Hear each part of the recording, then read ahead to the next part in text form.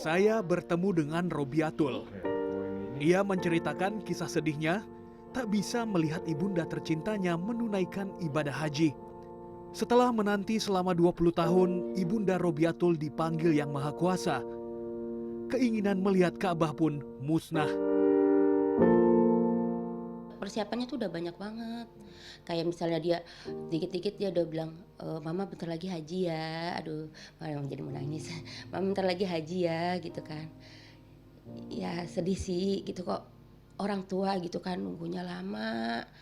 Ngapain harus dilama-lama gitu kan. Sedangkan kalau terhaji kan sekarang udah mulai banyak kan ya, harus kenapa dilamain. Kalau yang masih muda, kalau yang udah umur kayak begitu kan, apalagi yang di daerah, nunggu kan kita buat daftar haji kan nggak murah ya, lumayan. Harus ada bayar dulu berapa untuk dapat kursi, ya kan.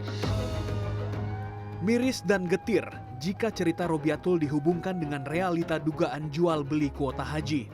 Indonesia sebagai negara dengan jumlah umat muslim terbesar dunia kini tengah menghadapi kasus korupsi kuota haji.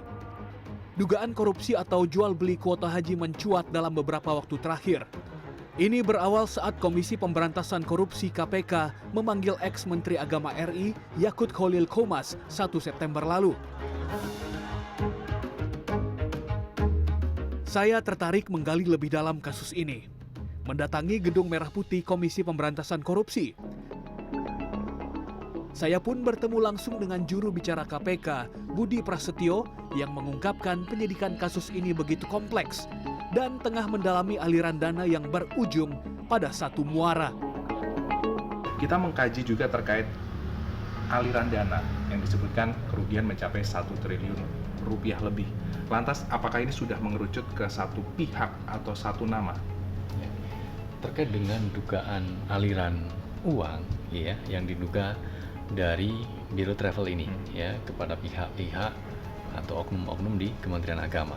Seperti apa alirannya begitu, apakah ada perantara-perantaranya dan muaranya dari aliran uang itu ke siapa. Nah, nanti pada saatnya tentu kami akan buka ya secara transparan baik pihak-pihak yang bertanggung jawab ataupun ditetapkan sebagai tersangka dalam perkara ini, termasuk juga konstruksi utuhnya dari proses diskresi kuota.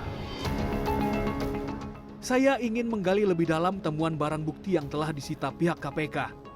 Namun sayangnya, hal ini masih bersifat konfidensial alias rahasia.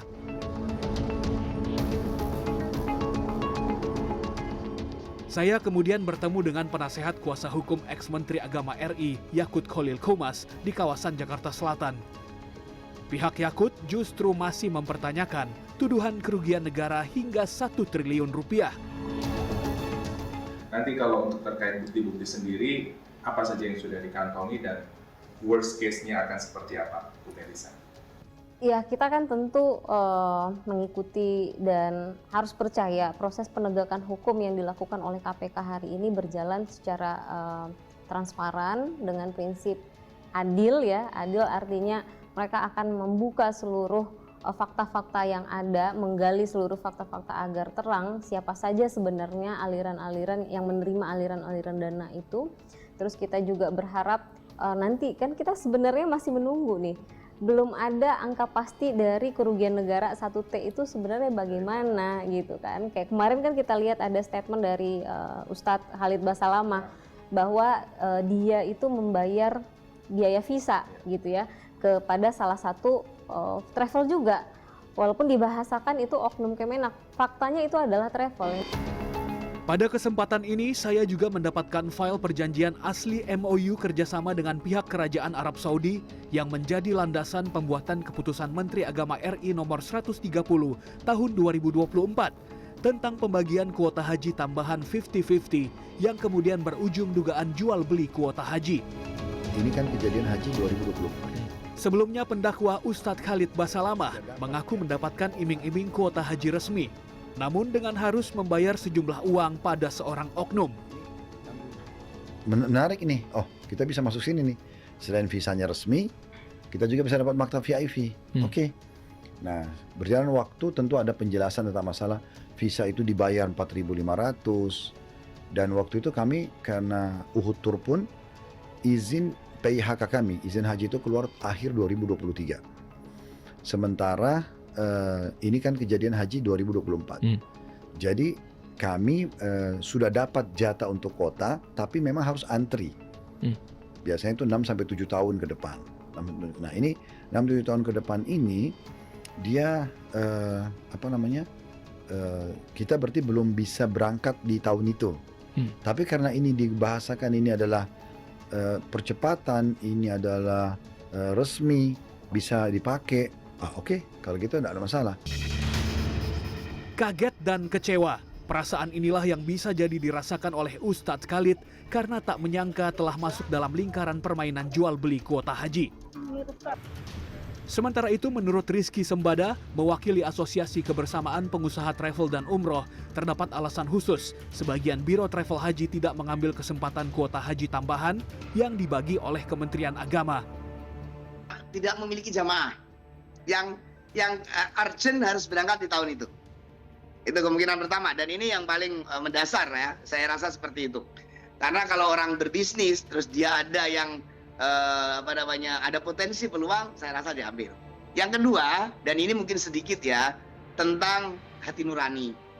Karena isu-isu pemanfaatan kuota itu kan sebetulnya sebelum terjadi dari sekarang ini kan udah dibicarakan sebelumnya bahwa pengisian kuota yang secara langsung ini sebetulnya tidak di sebagian travel tidak boleh, dan mereka memegang itu. Terbaru di tengah dinamika pusaran dugaan korupsi kuota haji yang terjadi, Kementerian Haji dan Umroh yang baru saja terbentuk telah menggulirkan MOU kerjasama dengan pihak Kejagung RI sebagai langkah preventif praktek nakal kuota haji. Di tengah polemik dugaan korupsi kuota haji berdasarkan keputusan Presiden nomor 154 tahun 2024 dan perubahan ketiga Undang-Undang nomor 8 tahun 2019, pemerintah secara sah meresmikan Kementerian Haji dan Umroh pada 8 September 2025 lalu. Langkah ini diambil sebagai langkah untuk optimalisasi penyelenggaraan haji di tanah air. Hal ini pun bisa menjadi alarm pengingat bahwa polemik dugaan korupsi jual beli kuota haji seharusnya tidak pernah terjadi jika transparansi dan hati nurani menjadi kunci. Namun sorotan tajam juga harus dipahami berdasarkan bukti-bukti agar polemik kuota haji menemukan solusi. Ya, kita nantikan saja muara akhir dari kasus ini. Freddy Cahya, Andriawan Saputra, Maranatha Tampu Bolon, Jakarta.